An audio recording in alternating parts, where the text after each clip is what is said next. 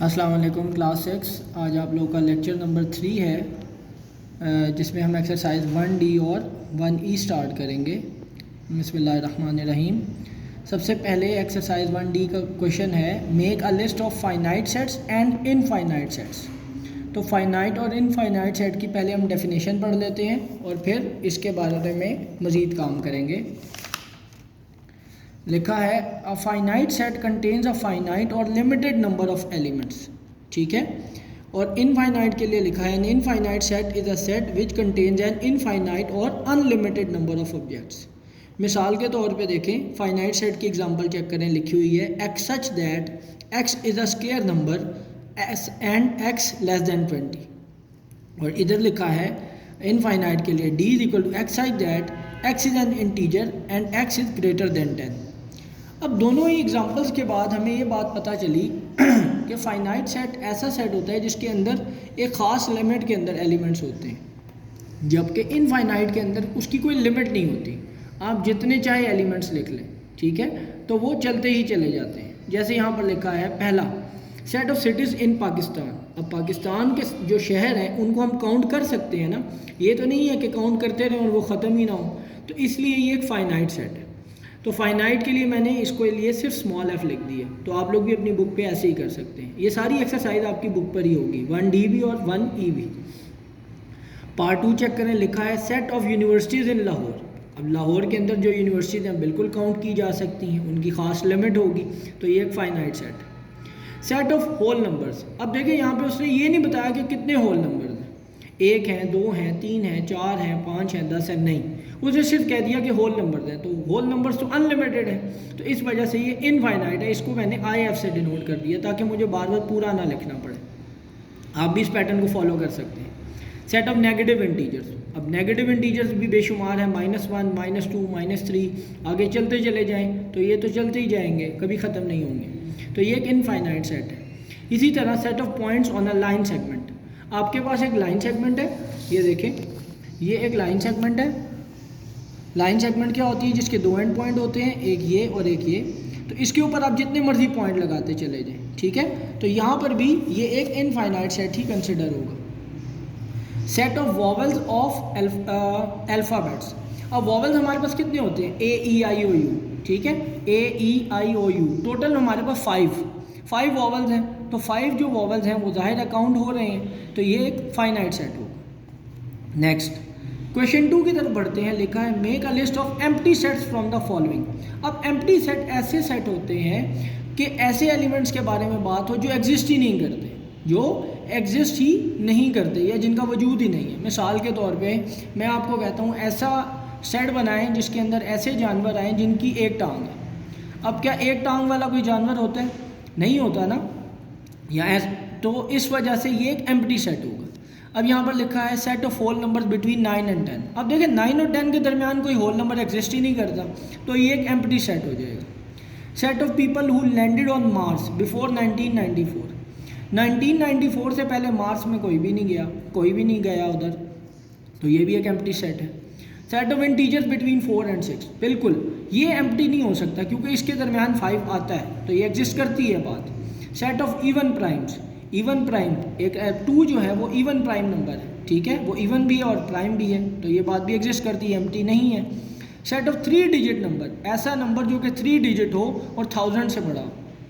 देखिए 1000 से बड़ा 3 डिजिट नंबर कौन सा हो सकता है? ये तो 1 2 3 4 है, ये तो 4 डिजिट है, तो 1000 से बड़ा तो आगे सारे 4 डिजिट्स चलेंगे, 3 डिजिट वाला तो कोई नहीं आ सकता, तो इस वजह से ये एक एम्प्टी सेट है। आगे वो कहता है set of point of intersection of 2 non parallel lines. अब नॉन पैरेलल क्या होती है? पहले पैरेलल का कॉन्सेप्ट देखते हैं। देखिए मेरे पास ये एक लाइन लगी हुई है और एक लाइन ये ऐसे जा रही है, ये पैरेलल लाइंस है क्योंकि एक दूसरे को काट नहीं सकती, ये दोनों एक दूसरे को इंटरसेक्ट नहीं कर सकती। अब मैं एक और लाइन लेता हूँ जो कि नॉन पैरेलल है, ये पहली और ये दूसरी। अब देखें ये दोनों ने एक दूसरे को इंटरसेक्ट किया और ये इनका पॉइंट ऑफ इंटरसेक्शन आ गया, ठीक है। तो यहाँ पर वो क्या कह रहा है? Set of points of intersection of 2 non parallel lines. अब आपने ये बात तो बिल्कुल एग्जिस्ट करती है, set of points of intersection, point of intersection तो होगा उसके अंदर जो दो पैरेलल लाइंस नहीं होंगी, ठीक है, तो ये बात एग्जिस्ट करती है, इस वजह से एम्प्टी नहीं है। आगे बढ़ते हैं। Make a list of the pair of set which are equal from the following. अब इक्वल सेट क्या होते हैं? इक्वल सेट्स की हम पहले डेफिनेशन पढ़ लेते हैं यहाँ से, फिर आपको और ज़्यादा अच्छे से समझ आएगा। इक्वल सेट्स, टू और more sets are called equal sets if they contain the same elements. कहता है दो या दो से ज़्यादा सेट आपस में इक्वल होंगे अगर उनके अंदर सेम टू सेम एलिमेंट्स हो। ठीक है, जैसे यहाँ पर लिखा हुआ है 2 3 4 और यहाँ लिखा है 3 4 5, तो ये सेम तो नहीं है। 3 और 4 तो सेम है, लेकिन 2 और 5 एक दूसरे से मुख्तलिफ आ गए, तो ये इक्वल नहीं है। नेक्स्ट 1 4 9 12 22 32 दोनों इक्वल नहीं है। ABCDE set of vowels of English alphabets equal नहीं है। ये देखें A is equal to 2 set of even prime. अब इवन प्राइम भी ऐसा नंबर जो इवन भी और प्राइम भी हो वो 2 ही कहलाता है, तो बिल्कुल ये दोनों सेट्स इक्वल हैं, तो मैंने A इक्वल टू B लिख दिया। आगे मल्टीपल्स ऑफ 7, कहता है 7 का आपने टेबल लिखना है 30 से नीचे नीचे, और यहाँ पे लिखा है 14 21 28। ये 30 से तो नीचे लिखे हैं, लेकिन यहाँ पे 7 मौजूद नहीं है। अगर यहाँ पे 7 मौजूद होता तब ये दोनों इक्वल होते। Now they are not equal. अब यहाँ पर लिखा है A इज इक्वल टू, एक सेट के अंदर एक एलिमेंट है 0, जबकि ये एम्प्टी सेट है, ये 5 है, तो ये जो 0 है एक एलिमेंट का रोल प्ले कर रहा है, ये एम्प्टी नहीं है, तो ये दोनों सेट आपस में इक्वल नहीं हो सकते। आगे देखते हैं ABC और यहाँ लिखा है CB। अब देखते हैं ये दोनों सेट सेम टू सेम है, इनके एलिमेंट्स, इनकी तरतीब एक दूसरे से मुख्तलिफ है। तरतीब से कभी भी कोई फ़र्क नहीं पड़ता, ये बात मैं आपको पहले भी बता चुका हूँ। तो इसके अंदर भी A है, इसमें भी A है, इसमें भी B है, इसमें भी B है, इसमें भी C है और इसमें भी C है। So they are equal sets. Part number 8, यहाँ लिखा है NILE और इधर लिखा है MILE। अब देखिए ILE तक तो ठीक है बात, लेकिन M और N एक दूसरे से मुख्तलिफ हैं, so they are not equal sets. नीचे EAT और TEA ये दोनों सेम है, तरतीब में फ़र्क है, लेकिन ये इक्वल सेट्स हैं। इसी तरह 10 11 आप लोग खुद से करेंगे। अब हम क्वेश्चन नंबर 4 की तरफ बढ़ रहे हैं। Make a list of equivalent sets from the following. Equivalent sets की पहले डेफिनेशन पढ़ते हैं कि क्या है। लिखा है 2 और more sets are called equivalent sets if they have an equal number of elements. देखें इसमें ये क्या बात होती है, उसने कहा कि एलिमेंट्स की जो तादाद है वो सेम होनी चाहिए, एक दूसरे से बेशक मुख्तलिफ हो। मसलन इधर लिखे RIFE, इधर FIRE। यहाँ पर कितने एलिमेंट्स हैं 1 2 3 4, इधर भी कितने हैं 1 2 3 4। और इक्वलेंट के लिए ये वाला सिंबल यूज़ होता है, ऐसे दोनों साइड पे ऐसे एरो लगाते हैं। ठीक है, मैं आपको बताऊं अगर FIRE की जगह इधर ABCD लिखा होता है तब भी ये इक्वलेंट कहलाते हैं, क्योंकि यहाँ पे सिर्फ ये चेक करना होता है कि नंबर ऑफ़ एलिमेंट सेम है कि नहीं। ठीक है, उनकी तादाद सेम है कि नहीं, यानी कि ये नहीं देखना कि बिल्कुल सेट सेम होना चाहिए जैसे इक्वल सेट्स में होता था। आगे CAR कार ARCS, इधर 4 एलिमेंट्स हैं, इधर 3 हैं। ठीक है, तो ये तादाद सेम नहीं है, तो ये इक्वलेंट भी नहीं होंगे। E में ABC, इधर XYZ, इधर 3 एलिमेंट, इधर 3 एलिमेंट बराबर। ठीक है, आगे G is the set of counting number. Counting number क्या होते हैं, जो 1 2 3 4, हम जो नेचुरल नंबर और काउंटिंग नंबर जो गिनती लिखते हैं, तो कहता है 13 से नीचे नीचे, यानी कि 1 से लेकर 12 तक। And H is the set of numbers of a month in a year. और एक साल में महीने कितने होते हैं, वो भी 12 होते हैं, और काउंटिंग नंबर भी उसने 13 से नीचे कही है, तो वो भी 12 हो गए। तो ये दोनों आपस में इक्वलेंट हो गए। यहाँ लिखा है 5 पहला element, second element 55, third element 555, तो ये 3 एलिमेंट्स हो गए। यहाँ पे लिखा है 1 2 3 4 5 6, ये 6 एलिमेंट्स उसने दे दिए। ठीक है, तो यहाँ पर ये दोनों तो आपस में इक्वलेंट नहीं हो सकते। आगे बढ़ते हैं क्वेश्चन नंबर 5 की तरफ। कहता है find the relation between each pair of set A and B, right the result symbolically. अब हमने ये बताना है कि इनका आपस में क्या रिलेशन है। पहला सेट दिया हुआ है 1 2 3 4 and up to so on, जबकि दूसरा दिया 1 2 3 4। तो आप देख सकते हैं कि ये दोनों सेट एक दूसरे के इक्वल नहीं है, तो मैंने लिख दिया A not equal to B। Next यहाँ पर लिखा है AEU और यहाँ पे लिखा है set of vowels of English alphabets. अब देखें पहले सेट के सारे एलिमेंट इसके अंदर पड़े हुए हैं, यानी कि A भी वॉवल में आता है, E भी वॉवल में आता है, U भी वॉवल में आता है। तो ये A B का क्या कहलाएगा, सबसेट। A B का क्या कहलाएगा, सबसेट। मैं सबसेट की डेफिनेशन भी रीड करता हूँ, उससे आपको और बेहतर समझ आएगा। ये देखिए लिखा है if each element of set A is also an element of another set B, then set A is called a subset of set B। तो यही बात है ना। अब पहले के सारे एलिमेंट दूसरे सेट में पड़े हुए हैं, तो ये ए बी का क्या कहलाएगा, सबसेट। आगे A is equal to P A R और B is equal to R P A, तो ये दोनों सेट एक दूसरे के इक्वल हैं। देखें सिर्फ तरतीब का फ़र्क है, एलिमेंट्स बिल्कुल सेम एज इट इज़ है, ठीक है। तो ए और बी सेट आपस में क्या होंगे, इक्वल। कहता है right the missing element in each pair of set to make them equal. तो यहाँ पर इनको इक्वल बनाने के लिए हमें जो मिसिंग पेयर है वो लिखना पड़ेगा। एस के साथ एस है, एफ के साथ एफ है, टी के साथ टी है, तो अब क्या शॉर्ट है, ओ, तो इधर ओ लिख देंगे, ठीक है। इसी तरह यहाँ लिखा हुआ है 1 2 3, इधर लिखा हुआ है 1 3, और यहाँ पर आपके पास क्या आना चाहिए, 2 आना चाहिए। ई गलती से लिखा गया है, इधर 2 आएगा, तभी ये इक्वल होंगे। नेक्स्ट ए ई टी, और इधर टी ए, और इधर भी आपका क्या आएगा, ई आएगा, तभी आपस में इक्वल होंगे। नेक्स्ट पी ओ टी, और इधर आएगा टी ओ पी, तो ये दोनों आपस में इक्वल हो जाएंगे। आगे बढ़ते हैं, कहता है right the missing element to make each pair of sets equivalent. अब इक्वलेंट बनाने के लिए तादाद ही सेम होनी चाहिए। इधर लिखा है 1 2 3, इधर लिख दिया ए ई टी, आप टी की जगह कोई और भी अल्फ़ाबेट डाल देते तो कोई फ़र्क ना पड़ता। एप्पल, बनाना, ग्रेप्स, ऑरेंज, 1 2 3 4 हैं fruit names A B C D, तो यहाँ पर आपके पास 2 अल्फ़ाबेट हैं तो मज़ीद 2 अल्फ़ाबेट लिख दें। लंदन, पेरिस, मॉन्ट्रियल, यहाँ पे 3 शहरों के नाम आ गए। इधर कसूर, पेशावर, आप किसी एक और शहर का नाम लाहौर लिख दें तो ये इक्वलेंट हो जाएंगे। यहाँ पे 3 नंबर्स लिखे हैं 1 3 5, आप यहाँ पे भी 3 नंबर्स लिख दें। 2 4 है तो एक 6 लिख दें, 7 लिख दें, that is your own choice, ठीक है। तो ये हमने अपनी एक्सरसाइज मुकम्मल की। आप लोगों ने सारी की सारी एक्सरसाइज बुक के ऊपर ही करनी है, तो ये आपका बुक वर्क है। अब हम बढ़ेंगे अपनी नेक्स्ट एक्सरसाइज की तरफ, विच इज़ एक्सरसाइज 1E, जिसका पहला सवाल है fill in the blanks. A unit set is also called a singleton set. देखें यूनिट सेट और सिंगल्टन सेट, यूनिट सेट को सिंगल्टन सेट भी कहते हैं। सिंगल्टन सेट का मतलब क्या है ये भी आपको मैं बता देता हूँ। इसकी हम डेफिनेशन यहाँ पर देख लेते हैं।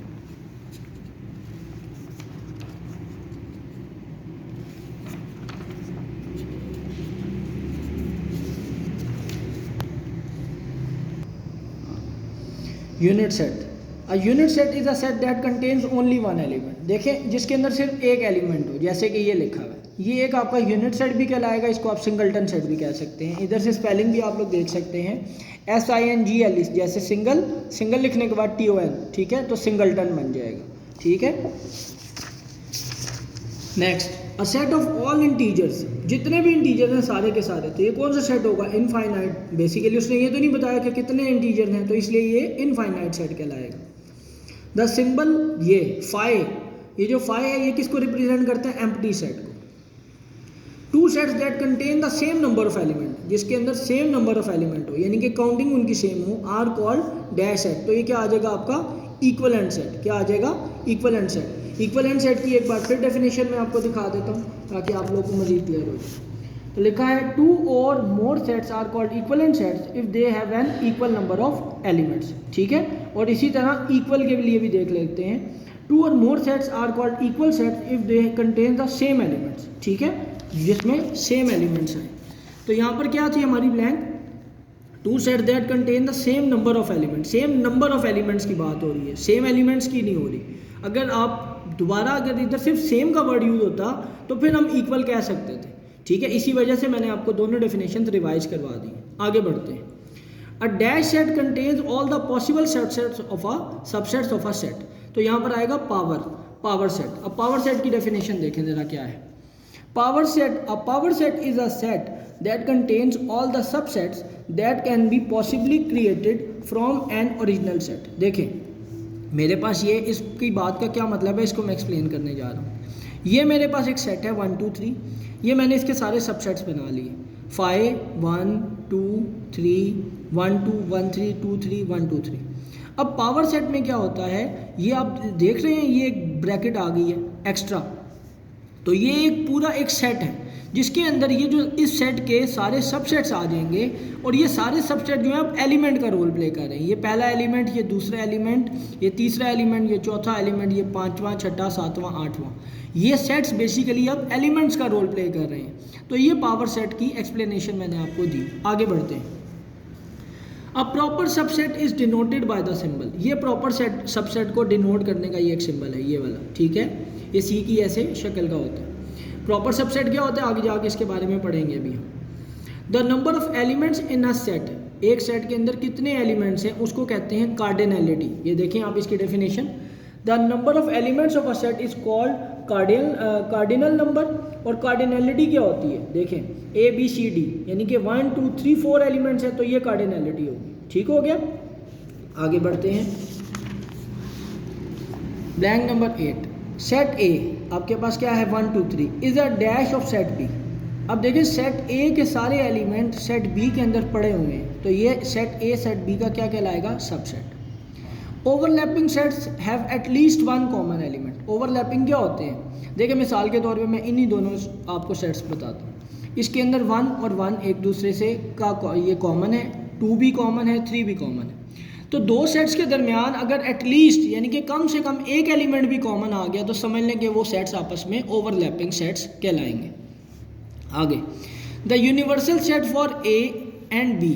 देखिए ए और बी का यूनिवर्सल सेट क्या होगा, तो यूनिवर्सल सेट जो होता है बेसिकली वो सबसे बड़ा सेट होगा, ठीक है। और उसी सेट के अंदर से हम लोग बाकी जो एलिमेंट्स लेते हैं और नए सेट्स बनाते हैं। तो 1 2 3 4 5 6 ये सारे के सारे एलिमेंट्स जब तक यूनिवर्सल सेट में नहीं होंगे हम लोग ये एलिमेंट्स से नया सेट नहीं बना सकते, ठीक है। जो भी हमने एक्स्ट्रा सेट्स लिए हुए होते हैं वो बेसिकली यूनिवर्सल सेट के सबसेट ही होते हैं, ठीक है। आगे बढ़ते हैं। 100 200 400 ये देखें, ये मैंने सिंबल डाला हुआ है प्रॉपर सबसेट का। प्रॉपर सबसेट का क्या मतलब होता है कि पहले जो पहला सेट है उसके सारे एलिमेंट्स दूसरे सेट में मौजूद हों, ठीक है। पहले के सारे एलिमेंट दूसरे में मौजूद हो। देखिए ये 1 2 3 अप टू सो ऑन सारा है तो 100 200 400 इसमें आ जाएगा। और जो सेकंड सेट दिया है उसका कम से कम एक एलिमेंट इसके अंदर ना हो तो वो प्रॉपर सबसेट होता है। इसी तरीके से आप देखें 12 और 24 इसके लिए भी यही सिंबल आ जाएगा, ठीक है। अब यहाँ से लेके ये वाले जो कुछ ब्लैंक्स हैं ये आप लोगों के लिए मैं छोड़ रहा हूँ। 1 2 3 4 5 ब्लैंक्स जस्ट आप लोगों ने खुद से करनी है और समझना है इसको, ठीक है। अब मैं आगे बढ़ रहा हूँ क्वेश्चन नंबर 2 की तरफ। State whether the following are true और फॉल्स। ट्रू और फॉल्स आ गया। अब ट्रू और फॉल्स में क्या है, देखें पहले लिखा है A is equal to ABCDE। पहले सेट के अंदर लिखा है ABCDE, जबकि दूसरे में लिखा है BDE। और वो कहता है B जो है वो A का सबसेट है, यानी कि B के सारे एलिमेंट A में पड़े हुए हैं। चेक कर लेते हैं हम, B इसमें मौजूद है, D भी इसमें मौजूद है, E भी इसमें मौजूद है, तो B A का सबसेट है। बिल्कुल ये बात सही है तो इसलिए मैंने ट्रू लिख दिया। आगे, there can be no 1-to-1 correspondence in set A and set B। सबसे पहले 1-to-1 करस्पॉन्डेंस क्या होता है इसके बारे में आपको मैं बता दूँ। लिखा है correspondence between sets. Two sets A is equal to 1 2 3 और B is equal to ABC are sets to be in 1-to-1 correspondence if each element in A can be paired with a single member of B and vice versa. ये देखें 1 का pair A से बन सकता है और A का pair 1 से, 2 का B से और B का 2 से, 3 का C से और C का 3 से। उसके मुताबिक तो देखें A का 1 से बन सकता है, B का 2 से और C का 3 से।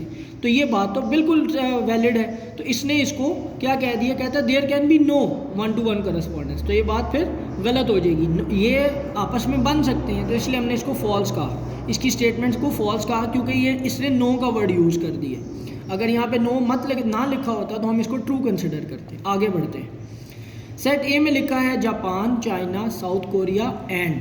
सेट बी में लिखा है Mars, Earth, Jupiter and Uranus. कहता है ये इक्वलेंट सेट्स है तो हम नंबर ऑफ एलिमेंट्स काउंट करते हैं 1 2 3 4 1 2 3 हैं सॉरी इसमें, ठीक है 1 2 एंड 3 और इसके कितने अंदर कितने हैं 1 2 3 एंड 4। तो ये दोनों तो आपस में इक्वलेंट सेट्स नहीं है, ये ट्रू स्टेटमेंट नहीं होगी इधर, ये फॉल्स होगी। ये क्या होगी, फॉल्स। आगे बढ़ते हैं। The power set includes a null set. Power set के अंदर नल सेट होता है, बिल्कुल ये बात ठीक है तो ये ट्रू होगा। ये अभी हम पीछे देख के भी आ चुके हैं, ये देख रहे हैं आप, ये पावर सेट बना हुआ था और इसके अंदर ये एम्प्टी सेट भी आया था। आगे, P is equal to 1 2 3 up to 10 is written as. देखें 1 to 10 को कैसे लिख सकते हैं 1 2 3 4 5 6 7 8 9 10 इन सेट, लेकिन इसने आगे क्या कह दिया in set builder form. No, set builder form में ऐसे नहीं लिख सकते। सेट बिल्डर फॉर्म में तो नोटेशंस यूज़ होती हैं जैसे कि हमने पहले एक्सरसाइज में किया था, तो ये फॉल्स स्टेटमेंट है। आगे है a set of all the children in a school is a finite set. बिल्कुल, एक स्कूल में ज़ाहिर इतने ही बच्चे होंगे ना जिनको हम काउंट कर सकें। कभी ऐसा सुना है आपने कि एक स्कूल में इतने ज़्यादा बच्चे हैं जिनको काउंट ही नहीं किया जा सकता? नो। तो ये एक फाइनाइट सेट है, बिल्कुल ये बात ट्रू है। A set of all the beautiful cities of the world is a well defined set. No. देखिए यहाँ पे ब्यूटीफुल की का जो वर्ड है इसकी वजह से ये स्टेटमेंट ट्रू नहीं है, क्योंकि मैंने आपको पहले भी बताया था कि ब्यूटी के को हम डिस्क्राइब नहीं कर सकते, नहीं बता सकते। हर एक इंसान की नज़र में ब्यूटी की डेफिनेशन मुख्तलिफ होगी, तो यहाँ पे इख्तलाफ राय आएगा, इस वजह से ये एक वेल डिफाइंड सेट नहीं है। आगे द सिंबल, ये जो सिंबल है ये डिनोट करता है सब सेट को। नो, ये सिंबल बिलोंग्स टू का है, ये बात हम पढ़ चुके हैं। कहता है set B is the super set of set A. कहता है सेट बी जो है वो सुपर सेट है सेट ए का if set B contain all the element of set A. अब देखें पहले सुपर सेट की डेफिनेशन को देखते हैं। Super set is a set, कहता है सुपर सेट एक ऐसा सेट है that contains all the elements of a smaller set, जो कि सारे एलिमेंट्स को कंटेन करे स्मॉलर छोटे वाले सेट के। ठीक है, जैसे उसने लिखा हुआ है ए इज इक्वल टू 1 2 3 और दूसरा है 1 2 3 4 5, तो कहता है बी ए का सुपर सेट है। इसने अब क्या किया हुआ है, ये जो छोटे वाले सेट के सारे एलिमेंट्स अपने अंदर कंटेन कर लिए और सिंबॉलिकली हम इसको ऐसे लिखते हैं। तो यहाँ पर अब हम देखते हैं मेरे पास क्या है, सेट बी। सेट बी के अंदर कहता है set B is a super set of A. कहता है बी जो है वो ए का सुपर सेट होगा if set B contain all the element of set A, अगर बी जो है वो सेट ए के सारे एलिमेंट्स अपने अंदर कंटेन कर ले। अब बी जो है वो सारे के सारे एलिमेंट सेट ए के अपने अंदर कंटेन कर ले, तो बिल्कुल ये बात ठीक है। अगर बी सेट के अंदर मिसाल के तौर पे मैं लिखता हूँ,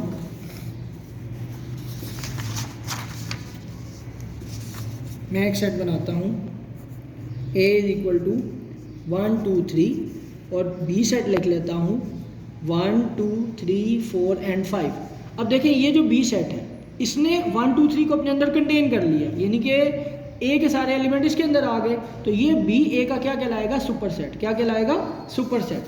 तो ये बात आपकी यहाँ पर क्लियर हो गई कि set B is the super set of A if B contain all the element of set A. बिल्कुल ट्रू है। Cardinality of set A are, इसकी कार्डिनैलिटी कितनी है, 1 2 3 4 5, 5 एलिमेंट्स हैं, जबकि इसने 30 दी हुई है, तो ये फॉल्स स्टेटमेंट है। ठीक है।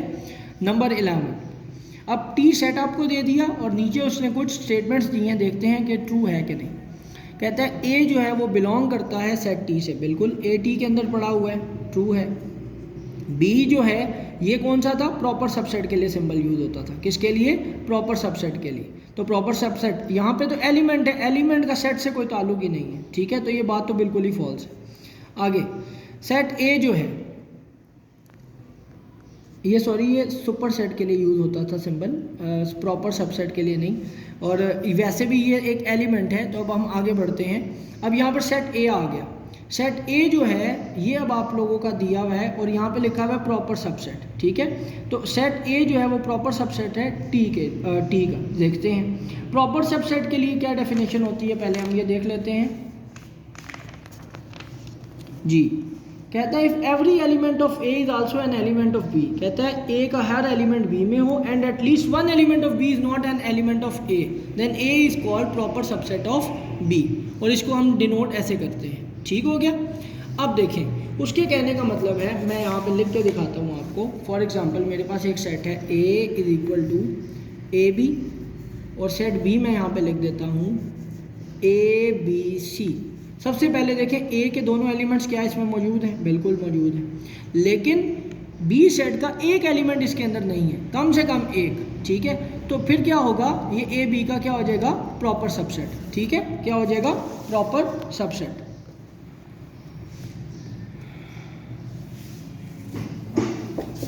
आगे बढ़ते हैं जी। तो उस लिहाज से अब हम अपनी स्टेटमेंट को देखेंगे। कहता है कि ए जो है, अब देखें क्या ए इसके अंदर मौजूद है, बिल्कुल मौजूद है, और इसके दो एलिमेंट्स इसमें नहीं मौजूद, तो ए टी का क्या होगा, प्रॉपर सबसेट। ये बात बिल्कुल ट्रू है। इसी तरह आप जी से लेके एच तक, ये अब आप लोगों ने ट्रू फॉल्स खुद से करने हैं। अब मैं अगली स्टेटमेंट 12 के ऊपर बढ़ रहा हूँ। नंबर 12 कहता है ए बिलोंग करता है ए बी सी से, बिल्कुल ए इस ए बी सी के अंदर पड़ा हुआ, ये ट्रू है। आगे ये एक सेट है, सेट बी, कहता है ये इसका प्रॉपर सबसेट है। देख लेते हैं, देखिए बी इसके अंदर पड़ा हुआ है और दो एलिमेंट्स इसके अंदर मौजूद नहीं है, तो ये इसका बिल्कुल प्रॉपर सबसेट होगा, तो ये बात ट्रू है।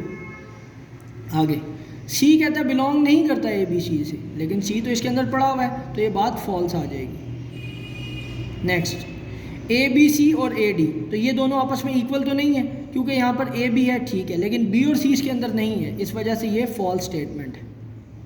नेक्स्ट नंबर 16, 3 5 7 और यहाँ लिखा है 2 3 4 5। प्रॉपर सबसेट की डेफिनेशन के मुताबिक देखें 3 5 7 इसमें नहीं पड़ा हुआ, तो पहली कंडीशन ही फेल हो गई। इसमें क्या है, पहले ये सारे एलिमेंट इसके अंदर मौजूद होने चाहिए, तो वो है ही नहीं, तो फिर हम आगे देखने की ज़रूरत भी नहीं है, ये भी फॉल्स स्टेटमेंट है। नेक्स्ट कहता है 1 2, कहता है ये प्रॉपर सबसेट नहीं है इसका, तो ये बात बिल्कुल ठीक है। देखें सबसे पहली बात तो ये इसका सबसेट ही नहीं है कि इसके दोनों एलिमेंट इसके अंदर हैं ही नहीं, तो यहाँ पे पहली कंडीशन ही फेल हो गई, तो उस लिहाज से ये बिल्कुल ठीक कह रहा है, ये ट्रू है। क्वेश्चन नंबर 3 के अंदर डेफिनेशंस दी हुई हैं जो कि मैं सारी बारी बारी एक्सप्लेन कर चुका हूँ, और मैं एक बार फिर आप लोगों की रिवीजन के लिए सारी आपको निशानात भी लगवा देता हूँ। Finite set,